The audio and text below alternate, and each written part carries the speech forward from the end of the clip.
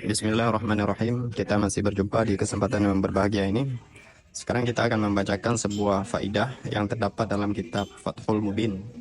Itu sebuah kitab untuk penjelasan kitab milik Imam Nawawi, Arba'in Nawawiyah, yang mengisi tentang 40 hadis yang mulia.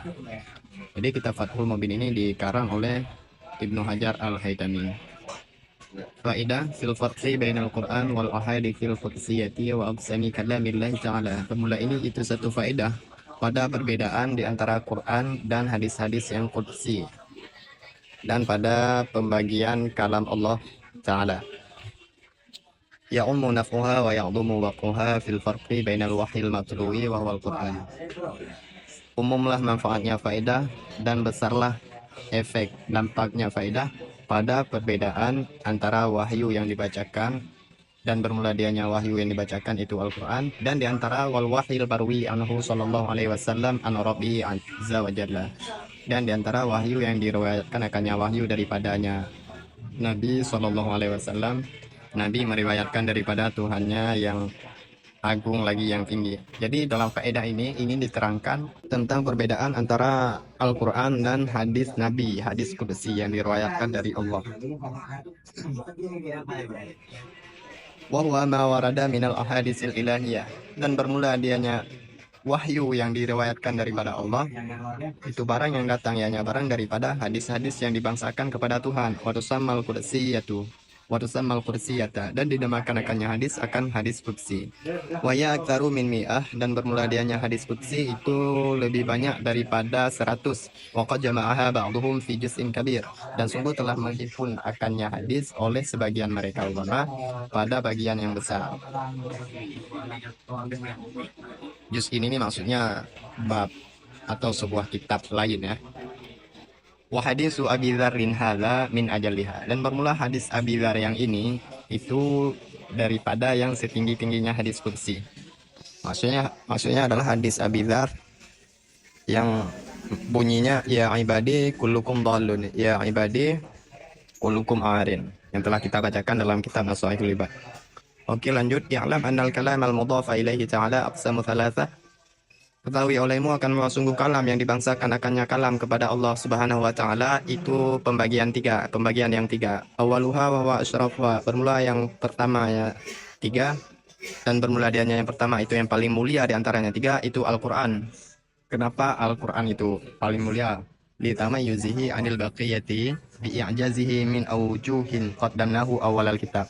Karena berbedanya Al-Quran daripada yang lain, daripada yang sisa, daripada yang lain. Dengan apa berbedanya Al-Quran?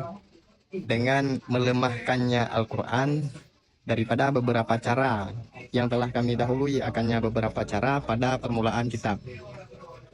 Jadi untuk tiga kalam yang dibangsakan, yang dimilikan kepada Allah, yaitu kalam Allah, yang pertama adalah Al-Quran, dan Al-Quran adalah yang paling mulia di antara ketiga tersebut. Kenapa Al-Quran dikatakan sebagai yang paling mulia? Karena Al-Quran ini berbeda dengan kalam-kalam Allah yang lain. Karena Al-Quran mampu melemahkan orang-orang yang mendengar dan orang-orang yang membacanya. Min aujahin qaddamnahu, dengan beberapa cara yang telah tertera di awal kitab. Di antaranya adalah kita tidak bosan ketika mendengar ataupun membaca Al-Quran. Bayangkan sekarang jika kita membaca syair ataupun lagu dalam bahasa Thailand, sedangkan kita tidak mengerti bahasa Thailand tersebut. Kita akan sangat mudah merasa bosan kepada syair dalam bentuk bahasa Thailand tersebut. Berbeda dengan Al-Quran. Bayangkan berapa banyak umat muslim yang membaca Al-Quran tapi tidak mengetahui maknanya, tidak mengetahui kandungan dan artinya. Tapi apa yang mereka lakukan? Mereka terus melanjutkan membacanya tanpa merasa bosan. Itu adalah salah satu mukjizat yang dikandung oleh Al-Quran karena keindahan susunan hurufnya. Wa kaunihi mu'jizatan baqiyatan ala mamarrid dahri. Dan karena keadaannya Al-Quran itu sebagai mukjizat yang kekal, yang masih sisa di atas berlalunya masa.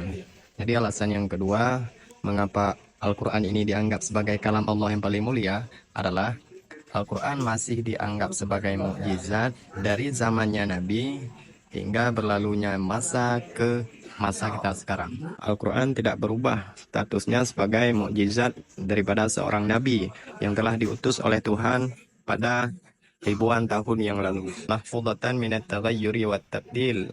Dan juga Al-Quran itu dijagakan, dipeliharakan daripada perubahan dan pergantian. Ini alasan yang ketiga mengapa Al-Quran dianggap sebagai kalam Allah yang paling mulia. Yaitu karena Al-Quran terjaga daripada perubahan ayatnya. Tidak diganti posisi ayatnya, begitu juga surahnya, wat tabdil, dan Al-Quran terpelihara daripada tabdil, pergantian. Ayat Al-Quran tidak diganti dengan ayat Al-Quran yang lain. Tidak ada namanya Al-Quran yang lain. Nah, inilah bentuk daripada keistimewaan Al-Quran yang tidak dimiliki oleh kitab-kitab yang lain. Kalam Allah yang lain seperti kitab Injil yang telah kita ketahui banyak pergantian di sana. Wa bi hikmati masihi lil muhdith. Alasan selanjutnya kenapa Al-Quran dianggap yang paling mulia, karena keharaman menyentuh Al-Quran bagi orang yang berhadas. Nah, ini juga berbeda dengan kalam-kalam Allah yang lain. Wa tilawatihi linahwil jumbi. Dan keharaman membacanya Al-Quran bagi seumpama orang yang junub. Wa riwayatihi bil makna. Dan juga Al-Quran haram diriwayatkan dengan makna. Wa bi ta'ayyunihi fi sholah. Berbeda dengan sebab tertentunya Al-Quran di dalam sholat. Artinya, bacaan yang telah ditentukan dalam sholat, seperti Al-Fatihah, itu kan ayat Al-Quran. Nah, ini tidak boleh diganti, mesti dibaca Al-Fatihah yang berupa ayat Al-Quran. Ini juga merupakan sebuah keistimewaan daripada Al-Quran. Wabi tasmiyatihi Qur'anan, dan dengan penamaannya kalam sebagai Al-Quran. Wabi anna kulla harfin minhu bi'asri hasanatin, dan dengan bahwa sungguh tiap-tiap huruf daripadanya Al-Quran itu sabit dengan 10 kebaikan. Nah, ini dia keistimewaan Al-Quran selanjutnya dibandingkan dengan kalam Allah yang lain. Untuk setiap huruf yang terkandung dalam Al-Quran, apabila kita membacanya akan mendapatkan 10 pahala, 10 kebaikan. Wabimtina'i bai'ihi fi riwayatin inda Ahmad. Dan juga berbeda Al-Quran dengan kalam Allah yang lain adalah Al-Quran dilarang untuk dijual menurut satu riwayat yang dipegang oleh Imam Ahmad. Wa kirahatihi indana, dan makruhnya menjual di sisi kita mazhab Imam Syafi'i. Sedangkan menurut mazhab Syafi'i, untuk menjual Al-Quran itu dianggap makruh, tidak dianggap haram seperti halnya Imam Ahmad. Wa bi tasmiyatil jumlati minhu ayatan wa suratan.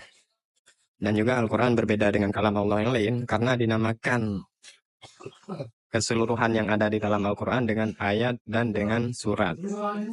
Bisa kita lihat dalam hadis, contohnya hadis Qudsi, itu tidak ada istilah ayat ataupun istilah surat. Ini juga merupakan salah satu perbedaan Al-Quran dengan kalam Allah yang lain. Wa ghairuhu min baqiyatil kutubi wal ahadisil qudsiyati la yasbutu laha syai'un min dzalika. Dan bermula selainnya Al-Quran daripada sisa kitab-kitab dan hadis-hadis yang qudsi itu tidak terdapat bagi yang lain oleh sesuatu daripada demikian. Nah, untuk kalam Allah yang lain seperti kitab Injil ataupun hadis qudsi, tidak ada aturan seperti yang telah kita bacakan di atas. Tidak ada perbedaan yang terdapat di sana seperti halnya yang terdapat di dalam Al-Quran. Yajuzu masuhu wa tilawatuhu liman dzukira. Maka boleh menyentuhnya kalam Allah yang lain dan membacanya untuk orang yang salah disebutkan, untuk orang yang junub ataupun untuk orang yang haid, untuk orang yang nifas. Wa riwayatihi bil makna, dan juga boleh meriwayatnya kalam Allah yang lain dengan makna. Maksudnya ketika kita meriwayatkan dari orang lain, tidak menggunakan lafaz yang sama, tapi cuma menggunakan kandungan makna. Ketika kita meriwayatkan, kita menyampaikan kandungan maknanya saja, tidak dengan teksnya. Contohnya seperti kita membaca Al-Fatihah, namun bukan dengan huruf-huruf Al-Fatihah. Sedangkan maknanya sama dengan makna yang dikandung oleh Al-Fatihah. Nah, ini dia keistimewaan yang dimiliki Al-Quran. Sedangkan kalam Allah yang lain tidak memiliki ini. Wala yajzi'u fi shalah, dan tidak memadai ianya kalam yang lain di dalam sholat. Artinya terhadap kalam Allah yang lain selain Al-Quran tidak boleh. Tidak cukup kita gunakan sebagai bacaan di dalam sholat, sehingga membatalkan sholat kita. Bal yaqtuluha. bal yutiluha. Bahkan membatalkan ianya kalam yang lain akannya sembahyang. Nah, bahkan kalau kita membacakan hadis di posisi Al-Fatihah di dalam sholat, itu bisa berakibat kepada batalnya sholat. Wala yusamma Qur'anan. Dan untuk kalam Allah yang lain tidak dinamakan Al-Quran. Wala yu'taqari'uhu bikulli harfin asra. Dan tidak diberikan akan pembacanya kalam yang lain dengan tiap-tiap huruf akan 10. Nah, untuk membaca kalam yang lain selain Al-Quran itu tidak diberikan 10 pahala untuk setiap hurufnya. Wala yumna'u bayuhu, dan tidak dilarangkan akan menjualnya kalam yang lain. Wala yukrahu ittifaqan. Wala yukrahu ittifaqan, dan tidak dimakruhkan menjual secara ittifaq. Wala yusamma ba'duhu ayatan wala suratan ittifaqan aidan, dan tidak dinamakan akan sebagiannya kalam yang lain sebagai ayat dan juga tidak sebagai surat secara ittifaq juga, secara kesepakatan ulama juga. Taniha kutubul anbiya alaihi salatu wassalamu qabla taghyirihi wa tabdilihi. Yang kedua daripada pembagian kalam Allah adalah kitab-kitab nabi-nabi yang terdahulu. Ini kitab yang dimaksud adalah kitab sebelum terjadinya perubahan. Seperti kitab Injil sekarang yang sudah dirubah oleh manusia, itu sudah tidak dianggap lagi sebagai kalam Allah. Ini dia untuk pembagian kedua dari kalam Allah. Sedangkan yang ketiga, salithuha baqiyatul ahadisil qudsiyati. Wa ya ma nuqila ilaina ahadan anhu sallallahu alaihi wasallam ma'a isnadihi laha an rabbih. Bermula yang ketiganya kalam, pembagian kalam itu ketinggalan atau sisa hadis-hadis yang qudsi. Dan bermula dianya hadis yang qudsi itu manukila, itu barang yang diriwayatkan kepada kita. Keadaan periwayatan itu ahadan, secara ahad daripadanya Nabi Shallallahu Alaihi Wasallam beserta isnadnya Nabi baginya hadis daripada Tuhannya Nabi. Jadi untuk pembagian yang ketiga adalah hadis kursi. Yang dimaksud dengan hadis ini adalah hadis yang sampai kepada kita secara ahad. Maksud secara ahad adalah kepastian kebenaran teks yang ada di dalam hadis itu tidak dijamin benar sepenuhnya.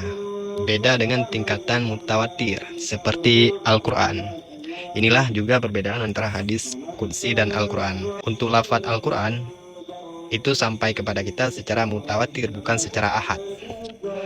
Maksud mutawatir adalah dipastikan kebenarannya 100%. Sedangkan ahad tidak dipastikan. Fahiya min kalamihi ta'ala, maka bermula dianya hadis qudsi itu sabit daripada kalamnya Allah Ta'ala. Fatudhafu ilaih, maka dinisbahkan akannya kalam kepadanya Allah. Wal aghlab, dan bermula dianya yang demikian itu yang biasa. Wa nisbatuha ilaihi inaidin nisbatu insya li'annahu al-mutakallimu biha awalan, dan bermula nisbahnya hadis kepadanya Allah di ketika itu nisbah insya li'annahu al-mutakallim biha awalan, karena Allah itu yang berbicara dengannya hadis pada pertama kali. Jadi hubungan antara hadis qudsi dan Allah itu Allah bukan pengucapnya, tetapi dari Allah bersumber hadis itu. Karena Allah yang berbicara pertama kali, sedangkan untuk sampai ke kita melalui lisan Nabi Muhammad SAW. Dan Nabilah yang menjadi pengucap daripada hadis itu. Waqad udhafu ila Nabi SAW, dan kadang-kadang dinisbahkan, dibangsakan akannya hadis kepada Nabi SAW. Kenapa dinisbahkan kepada Nabi? Li'annahu al-mukhbiru biha anillahi ta'ala. Karena Nabi itu yang memberi kabar dengannya hadis daripada Allah. Bi khilafil Quran, berbeda dengan Al-Quran. Fainahu la yudhafu illa ilaihi ta'ala, karena sesungguhnya Al-Quran itu tidak dinisbahkan akannya Quran kecuali kepadanya Allah. Yaqalu fihi qala Allah ta'ala wa fiha qala Rasulullah sallallahu alaihi wasallam fima yarwi an rabbih.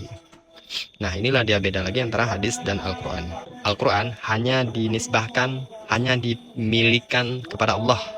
Sehingga ketika kita menghikayahkan, ketika kita mengucapkan, sebelumnya kita mengatakan qala Allah ta'ala, karena itu memang perkataan dari Allah langsung. Sedangkan ketika kita hendak mengucapkan hadis qudsi, boleh kita mengatakan qala Rasulullah sallallahu alaihi wasallam fima yarwi an rabbih.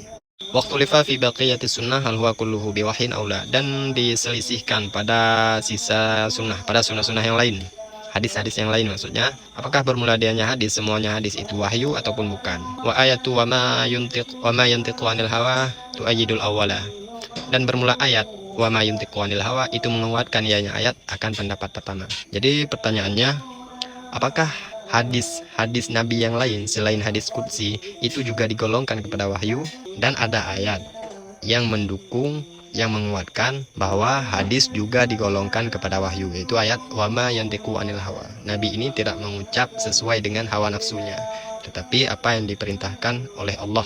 Wamin sama qala sallallahu alaihi wasallam, dan karena itu bersabda Nabi sallallahu alaihi wasallam, ala inni utitul kitab wa mislahu ma'ahu. Ketahuilah sesungguhnya aku itu diutuskan akan kitab dan semisalnya kitab besertanya kitab. Nah, jadi hadis ini juga untuk mendukung bahwasanya semua hadis Nabi ini adalah wahyu, karena maksudnya Nabi itu telah diberikan kitab Al-Quran dan yang seperti Al-Quran. Jadi kalau seperti Al-Quran maka dia adalah wahyu. Wala tanhasiru tilkal ahadisul qudsiyatu fi kaifiyatin min kaifiyatil wahyi. Dan tidak terbatas demikian hadis-hadis qudsi pada satu cara daripada banyak cara wahyu. Bal yajuzu an tunzala bi ayyi kaifiyatin min kaifiyatihi. Akan tetapi bolehlah bahwa diturunkan akannya hadis dengan apapun cara daripada segala caranya wahyu. Jadi ini maksudnya untuk cara penurunan, cara penyampaian hadis qudsi kepada Nabi daripada Allah itu tidak tergantung dengan satu cara, tapi boleh juga dengan beberapa cara yang sama dengan cara disampaikannya wahyu. Karu'yan naum, seperti mimpi, wa ilqa'i firru, dan dicampak, diilhamkan ke dalam pikiran, ke dalam hati, wa ala lisanil malak, dan di atas lisan lidahnya malaikat melalui para malaikat. Wali rawihi sighatani, dan boleh bagi periwayatnya hadis qudsi oleh dua sighat, dua lafaz, dua bentuk lafaz ketika meriwayatkan hadis qudsi. Ihdahuma ayaqula qala Rasulullah sallallahu alaihi wasallam fima yarwi an rabbih wa hiya ibaratu salaf wa min thamma al-farahal musannifu fima mara. Itu lafaz yang pertama tentang cara meriwayatkan hadis qudsi adalah kita mengucapkan qala Rasulullah sallallahu alaihi wasallam fima yarwi an rabbih. Jadi ibarat ini adalah ibarat yang digunakan oleh ulama terdahulu, ulama salaf. Oleh karena itu musannif menggunakan lafaz ini dalam meriwayatkan hadis pada halaman sebelumnya. Sedangkan sigat yang kedua, sanihima ayaqula, itu bahwa berkata ayahnya seseorang, qala Allah Ta'ala fima rawahu anhu Rasulullah sallallahu alaihi wasallam wal ma'na wahid. Jadi ini adalah lafaz kedua untuk cara meriwayatkan hadis qudsi. Sedangkan untuk kedua lafaz ini memiliki makna yang satu. Jadi inilah beberapa perbedaan antara hadis qudsi dan Al-Quran, dan juga pembagian kalam-kalam Allah.